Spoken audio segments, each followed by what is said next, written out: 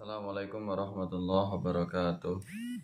Alhamdulillah wassalatu wassalamu ala Rasulillah Muhammad ibn Abdullah. Asyhadu an la ilaha illallah wahdahu la syarikalah. Wa asyhadu anna Muhammadan abduhu wa rasuluh. Allahumma shalli ala sayidina Muhammad wa ala alihi wa ashabihi wa man tabi'ahum bi ihsanin ila yaumiddin. Pemirsa yang dirahmati Allah Subhanahu wa taala, para guru, para sahabat, rekan-rekan santri semuanya dimanapun berada, kawan-kawan yang sedang beraktivitas, mudah-mudahan Anda semuanya dalam lindungan Allah Subhanahu wa taala, dimudahkan segala aktivitas, segala urusannya. Apa yang kita lakukan senantiasa dalam ridha Allah Subhanahu wa taala. Pada kesempatan kali ini saya akan menguraikan sedikit tentang pembahasan, yaitu sahabat-sahabat yang banyak meriwayatkan hadis. Terima kasih Anda semuanya, sahabat-sahabat, teman-teman semuanya yang sudah berkenan untuk menyimak kajian ini. Mudah-mudahan bisa memberikan kemanfaatan untuk kita semuanya. Terima kasih Anda semuanya mendukung saluran ini, channel ini, studi Al-Quran dan Hadis. Mudah-mudahan channel ini bisa memberikan kemanfaatan sebagai amal jariah, sebagai jalinan silaturahim untuk kita semuanya. Bagi teman-teman, para guru, sahabat-sahabat semuanya yang ingin memberikan saran, nasihat atau pertanyaan bisa disampaikan dalam kolom komentar. Ya, ada beberapa tokoh yang terkenal, para sahabat yang tergolong paling banyak meriwayatkan hadis dari Rasulullah Shallallahu Alaihi Wasallam. Ya, mereka adalah tokoh-tokoh yang hebat, tokoh-tokoh yang punya peran penting, punya jasa besar dalam perkembangan studi hadis. Ya, di sini akan saya uraikan. Kurang lebih ada 7 kategori sahabat yang paling tertinggi atau terbanyak dalam meriwayatkan hadis.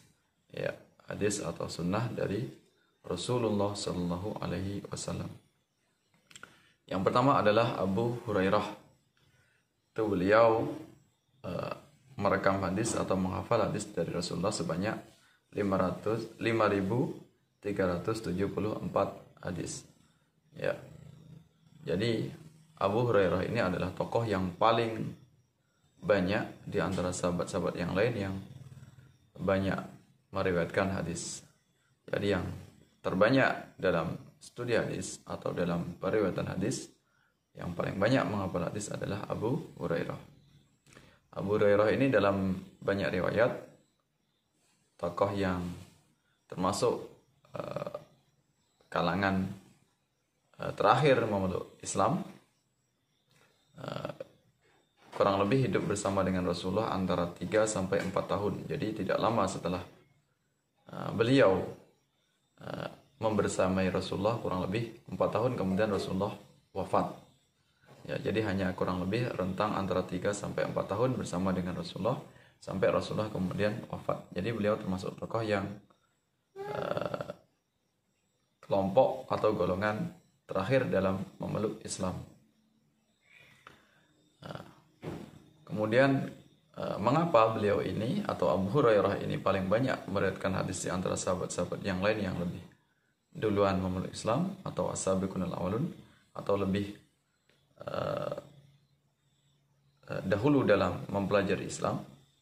Ada banyak tinjauan, ada banyak alasan kenapa Abu Hurairah tokoh yang terkenal, tokoh yang masyhur, tokoh yang paling banyak diambil riwayatnya berkaitan dengan hadis, karena beliau adalah orang yang paling banyak meriwayatkan hadis. Di antara alasannya karena beliau ini adalah orang yang paling banyak membersamai Rasulullah, orang yang paling banyak mengikuti Rasulullah dimanapun berada. Jadi hampir seluruh hidupnya, selama hidup Rasulullah ketika beliau sudah meluk Islam ini paling banyak mengikuti Rasulullah. Rasulullah di mana saja berada, beliau Abu Hurairah senantiasa mengikutinya sampai Rasulullah keluar dari rumahnya, sampai kemudian kembali lagi ke rumahnya. Ya, kemudian Abu Hurairah ini adalah tokoh yang dikenal dalam sejarah sebagai Ahlus Suffah, tokoh yang pertama kali membentuk komunitas Sufi, Ahlus Suffah. Beliau membuat semacam tempat khusus untuk mempelajari ilmu di sekitar Masjid Nabawi. Ya, beliau ini hampir hidupnya ini fokus kepada ilmu ketika beliau sudah memeluk Islam. Jadi sangat sedikit sekali aktivitasnya itu untuk kepentingan dunia. Jadi seluruh hidupnya itu full dicurahkan kepada studi hadis, kepada dakwah Islam. Sehingga wajar kemudian beliau paling banyak meriwayatkan hadis. Inilah yang termasuk bisa menyangkal dari kelompok-kelompok orientalis, kelompok-kelompok yang mencoba untuk mematahkan validitas atau keaslian atau periwayatan dari Abu Hurairah, karena dalam sejarahnya Abu Hurairah tidak lama bersama dengan Rasulullah. Yang kedua, Abu Hurairah ini walaupun termasuk periode belakangan memeluk Islam, tapi beliau adalah orang yang lama hidupnya. Para sahabat Nabi, beliau yang belakangan wafatnya kurang lebih 47 tahun setelah wafatnya Rasulullah. Otomatis dengan beliau diberikan usia yang agak panjang, yang lebih lama, sehingga beliau masyhur, terkenal, sehingga banyak orang yang mengenalnya. Kemudian banyak orang yang datang untuk meriwayatkan hadis atau mengambil hadis dari Rasulullah melalui transmisi atau melalui sanad beliau. Ya. Kemudian Abu Hurairah juga meriwayatkan hadis atau perkataan-perkataan itu bukan hanya mengutip dari Rasulullah, termasuk dari sahabat-sahabat Nabi itu beliau hafal, sehingga beliau dikenal banyak diriwayatkan perkataan-perkataannya bukan hanya yang langsung bersumber kepada Rasulullah. Ya, itu yang menjadikan alasan kenapa beliau Abu Hurairah paling banyak meriwayatkan hadis. Dan tentunya beliau ini adalah orang yang cerdas, orang yang diberikan kemampuan yang sangat luar biasa tingkat hafalannya. Sehingga tadi wajar saja kemudian beliau banyak meriwayatkan hadis, kurang lebih 5.374 hadis. Kemudian yang kedua adalah Abdullah bin Umar. Ya, Abdullah bin Umar atau anak dari Umar bin Khattab. Ya, Abdullah bin Umar bin Khattab. Meriwayatkan hadis sebanyak 2.630. 2.630. Ya, di bawah dari Abu Hurairah. Ya. Abdullah bin Umar ini adalah anak dari Umar bin Khattab, mendapat pendidikan yang sangat hebat, luar biasa dari ayahnya, yaitu Umar bin Khattab. Kita tahu bahwasanya Umar bin Khattab ini adalah tokoh yang luar biasa dakwahnya. Umar bin Khattab ini dulu sebelum Muslim adalah paling ganas, paling ditakuti ketika belum Muslim. Ya, banyak mewafatkan umat Islam, tapi setelah beliau memeluk Islam, beliau paling terdepan dalam membela Islam. Banyak kelompok kafir yang mati atau tewas di pedangnya Umar bin Khattab karena ketakwaan yang luar biasa, keimanan yang sangat hebat. Kemudian beliau punya anak, yaitu Abdullah bin Umar mendapat didikan dari orang tuanya sehingga termasuk tokoh yang banyak meriwayatkan hadis. Ya, itu adalah sedikit tentang bagaimana kapasitas Abdullah bin Umar dalam meriwayatkan hadis. Kemudian yang ketiga adalah Anas bin Malik. Anas bin Malik ini meriwayatkan hadis kurang lebih 2286 hadis yang beliau riwayatkan dari Rasulullah. Ya, Anas bin Malik ini termasuk khadim atau pembantu dari Rasulullah. Karena kebaikannya, karena ketakwaannya, beliau Anas bin Malik ini mendapat doa dari Rasulullah, didoakan oleh Rasulullah agar hartanya banyak dan punya anak yang banyak juga. Ya, kemudian dengan segala kekayaannya beliau mencurahkan untuk berdakwah, memperjuangkan Islam. Ya, itu Anas bin Malik. Kemudian yang keempat adalah Aisyah Ummul Mukminin yang meriwayatkan hadis kurang lebih 2210. Ya, 2210 hadis yang diriwayatkan oleh Aisyah. Aisyah ini adalah satu-satunya tokoh yang paling banyak meriwayatkan hadis. Di antara istri Rasulullah adalah Aisyah yang meriwayatkan hadis. Ya, di antara istri Rasulullah yang cerdas, yang muda ketika menikah dengan Rasulullah, bahkan termasuk yang perawan yang sangat belia menikah dengan Rasulullah.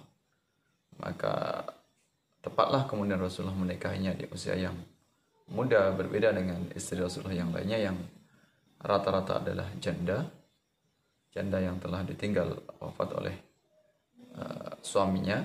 Rata-rata mereka adalah sudah lanjut usia sehingga kesulitan untuk merekam peristiwa, terutama peristiwa yang berkaitan tentang urusan atau perkara rumah tangga. Maka di sini peran besar dari Aisyah radhiyallahu anha dalam meriwayatkan hadis, sehingga hadis-hadis yang berkaitan tentang keluarga, tentang hubungan pasangan suami dan istri, hak-hak dan kewajiban antara suami dan istri, bagaimana aktivitas keseharian Rasulullah yang ketika beliau saat berada di rumah bersama dengan keluarganya, yang merekam adalah Aisyah. Maka tuduhan dari kelompok orientalis ketika Rasulullah menikahi Aisyah adalah karena apa? Karena hiperseks, itu sesuatu yang tidak benar. Jadi Rasulullah bukan hanya sekedar ingin menikmati dari fisik Aisyah, tapi pilihan Rasulullah kemudian menikahi dari Aisyah, ya, anak dari Abu Bakar, karena Aisyah ini adalah wanita yang sejak kecilnya adalah wanita yang sangat cerdas, sangat brilian pemikirannya, hafalannya, kecerdasannya, sehingga Rasulullah menikahinya di usia yang sangat muda. Ini dalam rangka bagaimana ada salah satu di antara istri Rasulullah yang bisa merekam hadis, merekam aktivitas, merekam perkataan, perilaku, sifat, perbuatan Rasulullah SAW, sehingga kita semuanya tahu bagaimana kehidupan rumah tangga Rasulullah, bagaimana perilaku Rasulullah terhadap para istrinya. Ya, sehingga para istri bisa, para wanita bisa mencontoh bagaimana hubungan yang baik atau interaksi dalam keluarga sebagaimana yang telah dicontohkan oleh Rasulullah. Ya. Itu yang keempat adalah Aisyah, yang wanita, satu-satunya wanita yang banyak meriwayatkan hadis. Kemudian yang kelima adalah Abdullah bin Abbas. Abdullah bin Abbas ini adalah anak dari paman Nabi yang bernama Abbas. Abbas ini juga banyak jasanya dalam memperjuangkan Islam. Jadi Abdullah bin Abbas ini adalah saudara sepupu dari Rasulullah, anak dari pamannya. Nah, Abdullah bin Abbas ini termasuk bukan hanya pakar atau banyak meriwayatkan hadis, tapi beliau juga termasuk pakar Al-Quran. Beliau juga punya jasa dalam merekam studi Al-Quran atau bagaimana perkembangan Al-Quran dari masa ke masa, sejak era sahabat sampai kemudian periode berikutnya. Ini adalah diambil riwayatnya, termasuk sanad bacaan Al-Quran dari Abdullah bin Abbas. Beliau juga terkenal sebagai mufassir pertama dalam sejarah Islam, ya, Abdullah bin Abbas. Menjadi cerdas Abdullah bin Abbas ini karena juga termasuk sahabat atau sepupu dari Rasulullah yang mendapatkan doa dari Rasulullah. Rasulullah mendoakan Abdullah bin Abbas, Allahumma yufaqihu fiddin wa alimu ta'wil, ya Allah, anugerahkan kepadanya yaitu yufaqihu fiddin. Yufaqihu fiddin yaitu faqih dalam hal agama. Wa alimuhu ta'wil, ya, wa alimuhu ta'wil artinya ajarilah dia dalam menakwil Al-Quran atau menafsiri Al-Quran. Ya, maka tidak heran kemudian Abdullah bin Abbas termasuk tokoh yang punya peran besar, punya jasa besar dalam studi Al-Quran atau tafsir. Kemudian berikutnya adalah Jabir bin Abdullah. Ya. Abdullah bin Abbas tadi meriwayatkan hadis sebanyak 1660. Kemudian Jabir bin Abdullah yang keenam meriwayatkan hadis sebanyak 1540 hadis, ya. Jabir bin Abdullah meriwayatkan hadis 1540 hadis. Jabir bin Abdullah ini juga termasuk tokoh yang punya banyak peran dalam studi hadis, termasuk sahabat yang dicintai oleh Rasulullah, punya andil dalam memperjuangkan Islam bukan hanya di bidang hadis. Kemudian yang berikutnya, yang ketujuh adalah Abu Sa'id Al-Khudri. Ya, Abu Sa'id Al-Khudri ini meriwayatkan hadis kurang lebih 1170 hadis. Ya, itu kurang lebih ada 7 sahabat Nabi yang paling banyak meriwayatkan hadis. Yang tertinggi adalah dari Abu Hurairah. Ya, itu sekedar atau sekelumit apa yang bisa saya sampaikan. Tentunya banyak sekali kekurangan. Mungkin sahabat-sahabat atau para guru ingin melengkapi, bisa disampaikan dalam kolom komentar. Mungkin biografinya yang hanya saya jelaskan sangat minim, sangat sedikit sekali. Dalam kesempatan yang lain bisa saya sempurnakan, bisa saya tambahi dalam kajian-kajian berikutnya. Mudah-mudahan bisa memberikan manfaat untuk kita semuanya, menambah kecintaan kita kepada Al-Quran dan kepada hadis, sehingga bagaimana perilaku keseharian kita bisa mencontoh kepada hadis atau sunnah Rasulullah Sallallahu Alaihi Wasallam. Mudah-mudahan kita diberikan kekuatan lahir batin dalam iman dan Islam. Kita semangat dalam menegakkan sunnah-sunnah Rasulullah Sallallahu Alaihi Wasallam, sehingga kita mendapatkan kebahagiaan dunia dan akhirat. Mohon maaf atas segala hilaf. Wallahu muwaffiq ila aqwamit thoriq. Assalamualaikum warahmatullahi wabarakatuh.